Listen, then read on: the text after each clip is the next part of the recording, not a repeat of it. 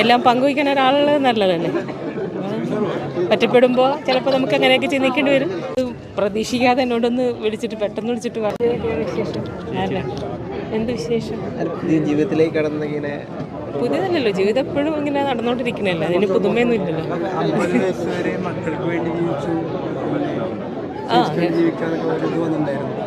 അത് ഇന്റർവ്യൂവിൽ ആ കുട്ടി ചോദിച്ചു, അതിന് ഞാൻ മറുപടി പറഞ്ഞു.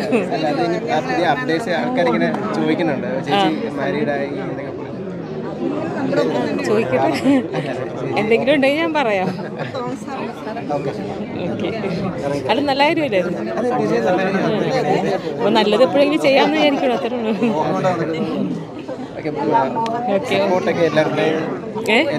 എല്ലാ ആളുകളുടെയും സപ്പോർട്ടുണ്ട് ചേച്ചി, അതാണ്. അല്ല, എനിക്കങ്ങനെ തോന്നി. കാരണം വെച്ചാൽ എപ്പോഴും നമുക്കൊരു എല്ലാം പങ്കുവയ്ക്കാൻ ഒരാളുള്ളത് നല്ലതല്ലേ. പറ്റപ്പെടുമ്പോൾ ചിലപ്പോൾ നമുക്ക് അങ്ങനെയൊക്കെ ചിന്തിക്കേണ്ടി വരും. അപ്പം അങ്ങനെ ചിന്തിച്ചു, തെറ്റാണെന്ന് എനിക്ക് തോന്നുന്നില്ല. ഓക്കെ മക്കളെ, എന്നാൽ ശരി. ഓക്കെ ശരി. പ്രതീക്ഷ നിറഞ്ഞ ഒരു മലയാളികളുടെ ഇഷ്ടപരമ്പരയാണ് ഉപ്പുമുളകും. ഉപ്പുമുളകിലെ ഓരോ താരങ്ങൾക്കും നിരവധി ആരാധകരാണുള്ളത്. ബാലുവിനും നീലുവിനും നിരവധി ആരാധകരുണ്ട്. ഇപ്പോഴിതാ നീലുവായി അഭിനയിച്ച നിഷ സാരംഗ് വീണ്ടും വിവാഹത്തിന് ഒരുങ്ങുകയാണെന്നുള്ള വാർത്തകളാണ് സോഷ്യൽ മീഡിയയിൽ നിറയുന്നത്. താരം തന്നെയാണ് ഈ വാർത്ത പുറത്ത് വിട്ടതും. പണ്ട് മുതലേ മക്കളോട് ഒരു കണ്ടീഷൻ പറഞ്ഞിരുന്നുവെന്നും 50-ാം വയസ്സ് മുതൽ തന്നെ ശ്രദ്ധിച്ചു തുടങ്ങും, തനിക്ക് വേണ്ടി ജീവിച്ചു തുടങ്ങും, എന്തൊക്കെ ഇഷ്ടങ്ങൾ ഉണ്ടായിരുന്നു അതൊക്കെ ചെയ്തു തുടങ്ങും, 50 വയസ്സ് വരെ മക്കൾക്ക് വേണ്ടിയുള്ള ജീവിതമായിരുന്നു, അത് കഴിഞ്ഞാൽ തനിക്കുള്ള ജീവിതമാണ്, തനിക്ക് ഇഷ്ടമുള്ളതൊക്കെ ചെയ്യുമെന്നും താരം പറഞ്ഞിരുന്നു. ഇപ്പോൾ ജിമ്മിൽ പോയി തുടങ്ങി, ക്ലാസിക്കൽ ഡാൻസും ചെയ്തു തുടങ്ങണം. ജിമ്മിൽ പോകുന്നത് ഉപ്പും മുളകും എന്ന ഒറ്റ സീരിയലിലൂടെ മലയാളികളുടെ മനസ്സ് കവർന്നെടുത്ത നടിയാണ് നിഷ സാരംഗ്. ഉപ്പും മുളകും എന്ന പരമ്പര തന്നെയാണ് നിഷ സാരംഗിന്റെ ജനപ്രീതി ഉയർത്തിയതും. പരമ്പരയിലെ 5 മക്കളുടെ അമ്മയായുള്ള നിഷ സാരംഗിന്റെ സ്വാഭാവിക അഭിനയവും നർമ്മ സംഭാഷണങ്ങളും ആർക്കും അത്ര പെട്ടെന്ന് മറക്കാനാകുന്ന ഒന്നല്ല. വ്യക്തി ജീവിതത്തിൽ ധാരാളം ദുഃഖാനുഭവങ്ങൾ തന്നെയാണ് നടിക്ക് നേരിടേണ്ടി വന്നിട്ടുള്ളത്. 10ാം ക്ലാസ്സിന് പിന്നാലെ വിവാഹിതയായെങ്കിലും വിവാഹബന്ധം പരാജയത്തിൽ കലാശിക്കുകയായിരുന്നു. തുടർന്ന് ആരുടെയും പിന്തുണയില്ലാതെ നിരവധി പ്രതിസന്ധികൾ അതിജീവിച്ച് മക്കളെ വളർത്തിയ കാര്യങ്ങളൊക്കെ പല ഇന്റർവ്യൂകളിലൂടെയും നിഷ പങ്കുവച്ചിരുന്നു. മക്കളൊക്കെ വലുതായ സ്ഥിതിക്ക് ഒരു വിവാഹത്തിലേക്ക് കടക്കാൻ താൻ ആഗ്രഹിക്കുന്നുണ്ടെന്നും ഒറ്റയ്ക്കുള്ള ജീവിതം അടുത്തതായും നിഷ ഒരു ഇന്റർവ്യൂവിൽ പറഞ്ഞിരുന്നു. ജോലിയൊക്കെ കഴിഞ്ഞ് വീട്ടിലേക്ക് വരുമ്പോൾ നമ്മൾ പറയുന്നത് കേൾക്കാൻ ഒരു പങ്കാളി വേണമെന്ന് നിഷ വ്യക്തമാക്കിയിരുന്നു. പ്രായമായവരുടെ പ്രണയത്തെക്കുറിച്ചുള്ള തന്റെ മനോഹരമായ സങ്കല്പവും നിഷ പങ്കുവച്ചിരുന്നു. ഇപ്പോൾ താൻ ഡബ് ചെയ്ത ചിത്രം കാണാനെത്തിയ നിഷയുടെ വീഡിയോ ആണ് സോഷ്യൽ മീഡിയയിൽ വൈറലായിക്കൊണ്ടിരിക്കുന്നത്. കഴുത്തിൽ താലിയണിഞ്ഞ് നെറ്റിയിൽ സിന്ദൂരം ചാർത്തിയെത്തിയ നിഷ സാരംഗിനെ കണ്ട് എല്ലാവർക്കും സംശയമായി. ആരെയും അറിയിക്കാതെ കല്യാണം കഴിഞ്ഞോ എന്ന സംശയമാണ് ആരാധകർക്ക് മുഴുവനും. അത് പറയാൻ എനിക്ക് പേടിയാണ് കേട്ടോ.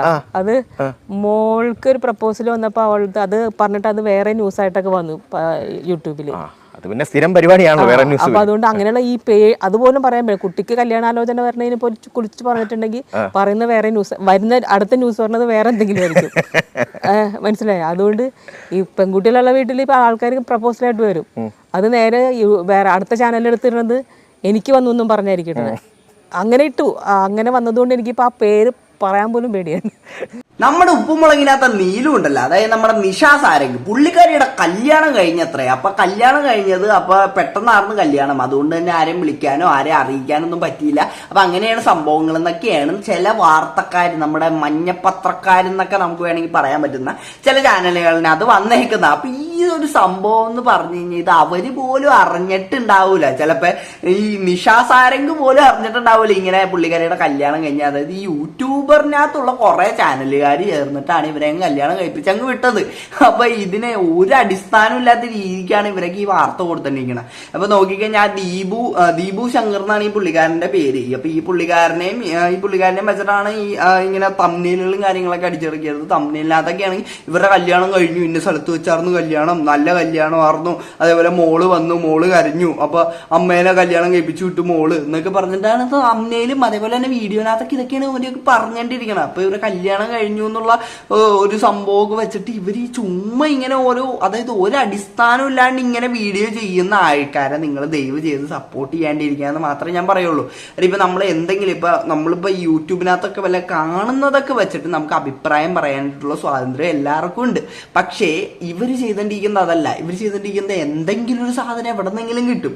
ഇപ്പൊ നിഷ ആ ഒരു വീഡിയോനകത്ത് ഫസ്റ്റ് നിങ്ങൾ കണ്ട ആ ഒരു വീഡിയോനകത്ത് നിഷ പറഞ്ഞല്ലേ, അതായത് ഇങ്ങനെ ഒരു കൂട്ട് വേണമെന്ന് ആഗ്രഹമാണ് പുള്ളിക്കാരി പറഞ്ഞത്. ആഗ്രഹം എന്ന് പറഞ്ഞു കഴിഞ്ഞപ്പോൾ തന്നെ നിഷയും വേറൊരു പുള്ളിയായിട്ടുള്ള ഫോട്ടോ കിട്ടി. അപ്പൊ അത് രണ്ടും വെച്ചിട്ട് ഇവരെ കല്യാണം കഴിപ്പിച്ച് വിട്ട്. അപ്പൊ ഇങ്ങനെയുള്ളതെന്ന് പറഞ്ഞ മിസ്ലീഡിങ് ആയിട്ടുള്ള കാര്യങ്ങളൊക്കെ ചെയ്യുന്ന ഇവർക്കെതിരെ ഇപ്പൊ കേസ് വന്നിരിക്കുകയാണ്. അപ്പൊ എല്ലാത്തിനെതിരെ ഇപ്പൊ കേസ് കൊടുത്തിട്ടുണ്ടെന്നാണ് നമുക്ക് അറിയാൻ സാധിച്ചത്. അതായത് ദീപു ശങ്കർ എന്ന് പറഞ്ഞ പുള്ളിക്കാരന്റെ ഇൻസ്റ്റയിനകത്ത് പുള്ളിക്കാരൻ ഇട്ടിട്ടുണ്ട്. അപ്പൊ പുള്ളിക്കാരനെയും അതേപോലെ നിഷാനെയും വെച്ചിട്ടാണ് ഈ പറഞ്ഞ ഫോട്ടോസും കാര്യങ്ങളൊക്കെ ഇവർ ഇറക്കിയത്. അപ്പൊ എന്തായാലും ഇവർക്കെതിരെ കേസ് വന്നാലും എന്തെങ്കിലും കർശനമായിട്ടുള്ള നടപടികൾ എടുക്കണമെന്ന് ഞാൻ പറയുള്ളൂ. കാര്യം അല്ലെങ്കിൽ ഇതേപോലുള്ള മിസ്ലീഡിങ് ആയിട്ടുള്ള കാര്യങ്ങൾ പിന്നെയും ഇതേപോലെ ഇട്ടേണ്ടിയിരിക്കും. ഇപ്പൊ എന്റെ തംബ്നെയിൽ നോക്കണമെങ്കിൽ എന്റെ തംബ്നെയിലിനകത്ത് ഞാൻ എഴുതി പിടിപ്പിക്കുന്നതിന് ഞാനൊരു പരിധി വെച്ചിട്ടുണ്ട്.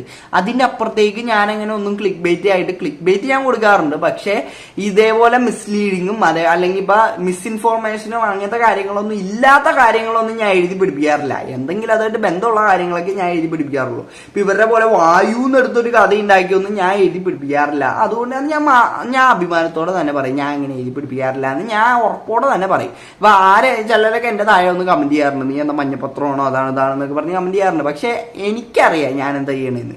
ഞാൻ എന്റെ കാര്യം നോക്കിയാൽ മതിയല്ല. പിന്നെ ഇതേപോലെയൊക്കെ ചെയ്യുന്ന ആൾക്കാർ, അതായത് ഇപ്പൊ ഇങ്ങനെയൊക്കെ ന്യൂസ് ഇറക്കുന്ന ആൾക്കാരെയൊക്കെ സപ്പോർട്ട് ചെയ്തിട്ടാണ് ഇവർ പിന്നെയും വീഡിയോ ഇട്ടിരിക്കുന്നത്. അതൊന്നും നിങ്ങൾ എല്ലാവരും ഒന്ന് മനസ്സിലാക്കണം.